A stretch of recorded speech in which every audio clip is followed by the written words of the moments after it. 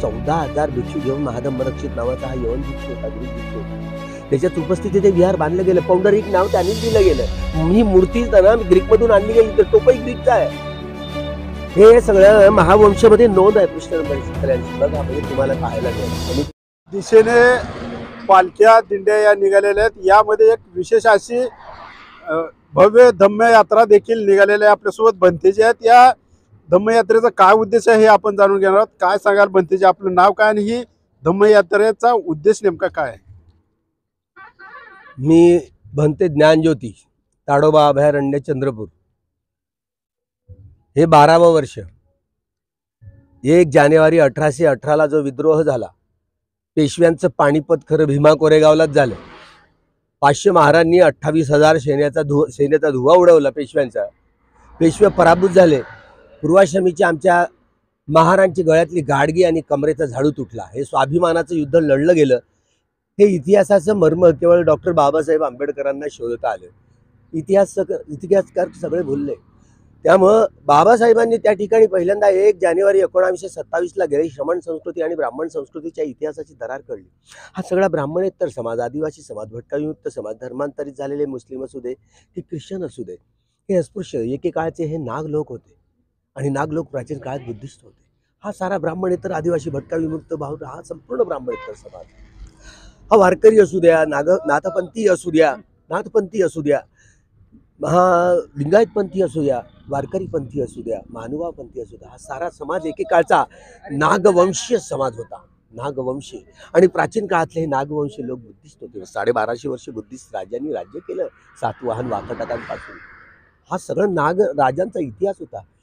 25 डिसेंबर 1954ला भगवान बुद्धांच्या मूर्तीची प्रतिष्ठापना करताना बाबासाहेब बोलले होते देवरोडला 2000 लेण्या या देशात आहेत, त्यापैकी 1700च्या वर लेण्या एकट्या महाराष्ट्रात. याचा अर्थ काय की 100% महाराष्ट्र बुद्धिस्ट होता. गुलामांना त्यांच्या गुलामीची जाणीव करून द्या, म्हणजे ते बंड करून होती. परंतु आपण पंढरपूरच्या दिशेने आता निघालात, तर काय त्याच सभेमध्ये बोलले की मी पंढरपूरचे हे मंदिर दुसरं तिसरं काही नसून हे बुद्ध विहार आहे, हे मी सिद्ध करून दाखवेल असं बोलले. हे सगळे वारकरी जातात ना, हा सगळा जत्था जातो महाराष्ट्रात. आषाढी एकादशीला पोहोचतो. तिथे सगळे भिक्षू 14,000 भिक्षू घेऊन महाधम्मरक्षित नावाचा हा यवन भिक्षू होता, ग्रीक भिक्षू होता. त्याच्याच उपस्थितीत ते विहार बांधलं गेलं. पौंडरिक नाव त्यांनीच दिलं गेलं. ही मूर्ती ग्रीक मधून आणली गेली, तर टोपही ग्रीकचा आहे. हे सगळं महावंशामध्ये नोंद आहे कृष्ण नंबर 83 बघा, म्हणजे तुम्हाला पाहायला मिळेल. अनुपिटकाचा भाग आहे महावंश, ज्यामध्ये वर्णन आलेलं आहे. बिहारमध्ये आता पाटणा राजधानी आहे ना, जुनी जे विहार होतं, पाटलीपुत्र जुनं नाव होतं, तिथे अभिलेख आहे. त्या अभिलेखावर हे लिहिलेलं आहे. 3ऱ्या महासंघानंतर महाधम्मरक्षित नावाचा अर्हत भिक्षू महाराष्ट्रामध्ये हे पाठवलंय आणि चंद्रभागा नदीच्या काठावर हे संपूर्ण म्हणजे विहार उभं केलं, महाविहार उभं केलं. 14,000 भिक्षू घेऊन ते महाधम्मरक्षित त्यांच्यात उपस्थितीत ते गरुड खांबावर गरुड खांबावर तिथे बाहून सहज संघ विनिमित्तंग सायुधंतंग गिरिमी एकलंग, हे पाली धम्मलिपीतली गाथा आहे. एंट्री करतो ना आपण, एंट्री केल्याबरोबर महामायेचं चित्रीकरण आहे. महामायेचं गेटवर आतमध्ये जाऊन बघा, प्रत्येक खांबावर बुद्धाचे चित्र आहे, बुद्धाच्या मूर्ती आहेत. चारही दिशेला पाहा ना मंदिरात, पूर्व, पश्चिम, उत्तर, दक्षिण. मधल्या सेंटरमध्ये हे बुद्ध विहारच आहे. पुरातत्व खात्याला खूप माहिती आहे. पण आता आमच्या शिवाजीचं राज्य खतम करून, संभाजी राजाची हत्या करून त्यांचे डोळे काढले, कान कापले, नाक कापलं, जिवा कापली, बोट कापली, हातापायाची गुप्तांग कापलं. आणि दुसऱ्या दिवशी ते मुळका आहे ना पेशव्यांच्या हाती, औरंगजेबाशी दोस्ती करून पेशव्यांनी आमच्या संभाजी राजाची हत्या करून महाराष्ट्राला पंढरपूरच्या दिशेने निघालात, तर काय पंढरपूर यासाठी चालतंय. पंढरपूर मी विहारच आहे, बुद्ध विहार आहे, सिद्ध करून दाखवेन. आम्ही सिद्ध करण्यासाठी चाललोय. 84,000 महास्तूप गेले कुठे? हा सगळा वारकरी आपल्या शहरांमध्ये, खेड्यांमध्ये भिक्षूंचं वर्षावास 3-4 महिन्याची वर्षावास नेऊन देतो आणि कार्तिक पौर्णिमेला पुन्हा आणून देतात. हा भिक्षू होता असं सांगितलं जातं. वगैरे सगळं असतंय आपल्या वारीमध्ये. वेगळेपण काय किंवा कसं सांगता येईल? वेगळेपण हे तर जागवण्यासाठी, जागृतीचा विस्तव कधी विझू देऊ नका.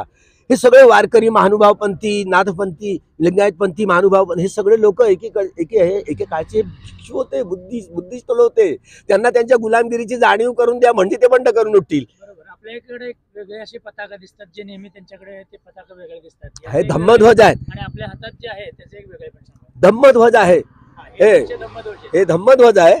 प्राचीन काळातली आठवण करून देण्यासाठी हे बुद्ध विहारच होतं. हे सगळे बुद्धिस्ट लोक होते, वारकरी सगळे जे जातात ते भिक्षूंना 3 महिन्यासाठी 4 महिन्यासाठी वर्षाभरासाठी नेऊन पुन्हा आणून कार्तिक पौर्णिमेला देत ते हे मोठं वैभव होतं. हे मोठा कठीण दानाचा कार्यक्रम कार्तिक पौर्णिमेला असायचा. परंतु असंही सांगितलं जातं की डॉक्टर बाबासाहेब आंबेडकरांनी 3 ते 4 पानं या पांडुरंगावर लिहिली होती. तर काय नेमकं एक होतं विशेष लिहिणार तर हुवाच पांडुरंग वाचा, म्हणजे तुम्हाला बाबासाहेब रायटिंग अँड स्पीचेस वाचा तुम्ही ग्रंथ, म्हणजे तुम्हाला समजेल की मी हे सिद्ध करून कसं दाखवणार. आम्ही सिद्ध करण्यासाठी चाललोय, हे मागण्यासाठी नाही. कोणत्या कोणत्या विहारांना मागाल तुम्ही.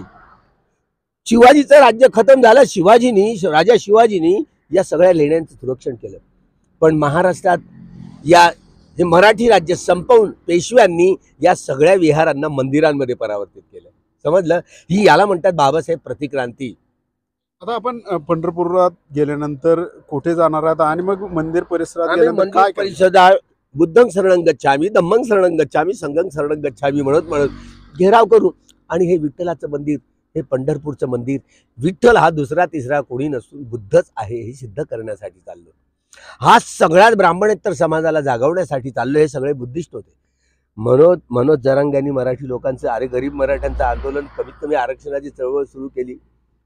एकमतानं पारित झाला ठराव महाराष्ट्रात शासनात, विधानसभेत. आपलं आता जाताना आता सुप्रीम कोर्टही चूप आहे आता आणि काही काय सरकार पुढे चूप आहे. पुढे जाऊन काय या आपण सगळ्या करणार? लोकांना आता मनोज जरांगे पाटलांनी, अरे आम्ही बुद्धिस्ट होतो, आता घोषणा करा. दुसऱ्या दिवशी सरकारला रक्ताची हागवण लागेल. गुलामांना त्यांच्या गुलामीची जाणीव करून ते एकदा मराठा जागला रे जागला, सारा देश जागेल. ईव्हीएम हॅक करून आमच्या आपला पुढे दिनक्रम कसा असणार आहे?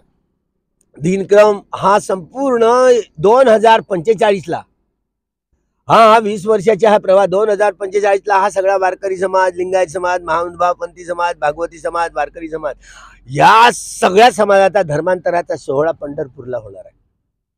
आपण जर पाहिलं तर लाखो वारकरी भाविक हे पंढरपूरच्या दिशेने निघालेले आहेत आणि हे वेगळ्या धम्मयात्रा भीमा कोरेगाव ते पंढरपूर अशी निघालेले आहे. आणि ही जी धम्मयात्रा आहे ते पंढरपूरच्या मंदिरापाशी जाऊन संपणार आहे. अशोक कांबळे,